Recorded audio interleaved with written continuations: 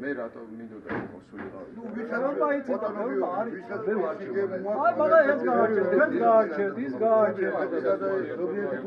გენმოდიფიცირებული სათესლე მასალის სახით, იმისთვის რომ არ ერთ ავადმყოფობას ისეთ, რომლის საპირისპირო სამხედრო მეცნიერულად დამტკიცდა, რომ გენმოდიფიცირებული პროდუქციის სისტემატურად მიღებას ბევრი პრობლემა მაქვს ჯანმრთელობისთვის.